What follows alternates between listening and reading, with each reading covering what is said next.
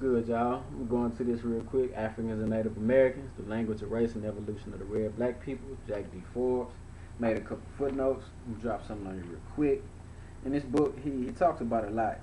He talks about kidnapped Americans in Europe before 1492, Americans crossing the Atlantic before Columbus, Africans crossing the Atlantic before Columbus, American slaves in Europe and America, and he even talks about Indians being classified as Negro. And he has one interesting section in here about human color, because a lot of people like to think they're black or white or this or that. He goes and says the concept of color must be related to problems of perception. There's an indefiniteness about color. In fact, it is probably true that the greater number of color shades, as seen by the eye, and especially shades of skin, have no names. The meaningless term flesh meat colored sometimes being used with obvious inaccuracy. One problem is that colors, as pigments, dyes, separately do not resemble skin color, and when mixed they only serve to approximate to such colors. More importantly, what are the names for the newly created mixed colors? Anyone who takes the time out to carefully look at another human being or at one's own body would be immediately struck by the fact that there is no single color at all. This is even true in relative spread light. What is also noticeable is that the effect of lighting radically changes the perception of color. In short, most of all human beings are uneven or mixed color to begin with, and their color changes with light at different times of the day, whether inside or outdoors, and relationship to clothing and surroundings. The sun, of course, often results in tanning, that is, darkening. The problem of perception is compounded by the fact that human colors move from the light cream tones of some Europeans to the near black tones of some Africans. Yeah, so he goes into quite a bit of here. This section is from Lauros, Pardos, and Mesticos. He talks about the different labels they put on people. Negro was once used as an exclusive slave label for many people, as well as black. But I'm going to go into this other book here. It's called 100 Amazing Facts About the Negro with Complete Proof by J.A. Rogers. Just going to drop a couple gems out of here real quick before I leave you. That, by the way, is Menelik's daughter. She was the Empress of Ethiopia. Menelik is the son of Solomon. King Solomon in your Bible, Queen Sheba was his mother. I'm going to go into number 47, the fact number 47 about religion. It says the oldest and most noted statue in the world bears the face of a Negro. It is the Sphinx of Giza, which was worshipped as Horus or Hermakis, the sun god of light and life. It was erected about 5000 BC. The devil, which is now depicted as black, was once portrayed as white. When the black man dominated the planet, he painted the forces of evil white. When the whites came into power, they shifted the colors. Now you see why you have a white Christ now. But as late as 1500, the Ethiopians still depicted their gods and heroes as black and their devils and villains as white. Father Ferdinand, a Catholic missionary who worked amongst them at the time, says they paint Christ and the Blessed Virgin and other saints in black form, and the devils and the wicked men white. Thus Christ and his apostles are black and Judas are white. I'm going to fact number 48 here. It says nearly all the ancient gods of the Old and New World were black and had woolly hair.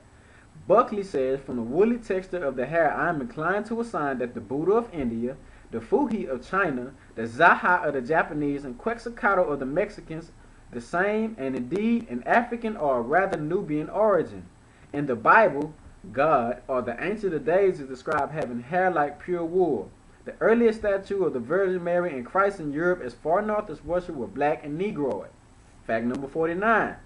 The Bible really originated in ancient Egypt, where the population, according to Herodotus and Aristotle, was black. Here the Jews received almost all of their early culture. Professor Breasted, a leading Egyptologist, says the ripe social and moral development of mankind in the Nile Valley, which is 3,000 years older than that of the Hebrews, contributed essentially to the formation of Hebrew literature. Our moral heritage therefore derives from a wide human past enormously older than the Hebrews, and it has come to us through the Hebrews rather than from them. Number 50. I'm going to go ahead and say a couple more over here because it's going a lot into religion. Number 50 says, poems like that of the Bible were written by Pharaoh Akhenaten, the heretic king, 1300 BC or more than 400 years before David was born. Number 51. Ethiopians, that is, Negroes, gave the world the first idea of right and wrong and thus laid the basis of religion and all true culture and civilization. The earliest exposition of this yet found so-called Memphite drama, which is known only through a copy on a slab of basalt made by order of Ethiopian king 700 BC. I only got a few more points I have to make, but if you really want to know, you're going to have to get this book yourself, 100 Amazing Facts About the Negro with Complete Proof. I'm going to number 91 and I'm finished with you. Miscellaneous. Number 91. The most ancient names for so-called black people are the Nehisu, or Nubian, Ethiopian, and Moor from ancient Egypt, and Negro or Negrita from West Africa. All the above are native African words. Negro is probably the oldest, as the Negritos are the oldest known branch of the human race. Negro comes from the river Niger. Niger found its way into Latin, and since the people from that region were dark-skinned, Niger, Nigra, Nigrum came to mean black. Negro, Negrito, Negrita means the people of the great river. Black and colored, like white, are on the other hand European words. Ethiopian and Moor were popularly used to describe the so-called blacks up until 1500. 1500, right around slavery. Think about it. Shakespeare uses Negro only once and uses it synonymously with Moor. Africa comes from the ancient Egypt, Africa, or Kafrika, the land of Kafrir. Yeah, so they got a lot of interesting stuff in this book. They even have about the hoods like the KKK wear. Fact number 100. Since 1460 AD or earlier, the Negroes of Seville, Spain have been wearing in the religion processions on the feast of Corpus Christi a white robe and hood strikingly like that used by the Ku Klux Klan 428 years later. He has a picture in here. Let's see if I can find them in those hoods. I don't know if you can see it, but them, that's them, the Negro Order of Seville, Spain, 400 years before Ku Klux Klan. He has where Haile Selassie gives the gold medal to Rogers for this book. He was a guest of honor. And here he also has Moorish nobility in here.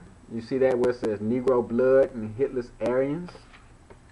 He has other books, Sex and Race, where he talks about Negro ancestry in the white race and mixing in the old world. Yeah, it's some very interesting stuff in this book, man. You need to get up on your knowledge. You need to get up on this. 100 Amazing Facts About the Negro.